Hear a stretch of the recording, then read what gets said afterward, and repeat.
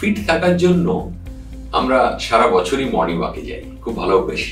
কিন্তু শীতকালে একটু সাবধান, কারণ শীতকালে যেটাকে আমরা কুয়াশা বলি সেটা কিন্তু কুয়াশা না, সেটা বরং বলা যেতে পারে ধোঁয়াশা, মানে ফগ নয়, স্মগ। তার মানে শুধু যে সেখানে কুয়াশা রয়েছে তা না, তার সঙ্গে কিন্তু অটোমোবাইল এক্সস্ট, কিছু বিষাক্ত গ্যাসেস এবং কার্বন পার্টিকেলস মিলে একটা ধোঁয়াশা বা স্মগ হয়ে আছে।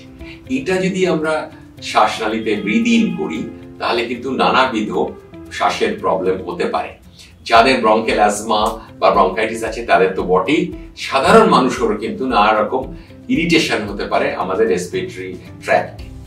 সেই জন্য ভোরবেলা মর্নিং ওয়াকের আগে একটু দেখতে হবে, যেদিন খুব স্মগ আছে সেদিন সেই এরিয়াটা অ্যাভয়েড করা বেটার। আমরা কি করতে পারি, বিকেলের দিকে দেখতে পারি স্মগ কম থাকলে, অথবা বেলার দিকে রোদ্দুরটা উঠলে স্মগটা উঠে যায়, কিংবা আমরা ইনডোরসে কোনো জিম বা ফ্রি হ্যান্ড এক্সারসাইজ করতে পারি। অর্থাৎ ওই স্মগের মধ্যে বেরিয়ে আমরা কিন্তু ফিট থাকছি না, বরং আনফিট হয়ে যাচ্ছি, কারণ ওই স্মগটাকে আমরা ইনহেল করছি। এটা মাথায় রাখবেন।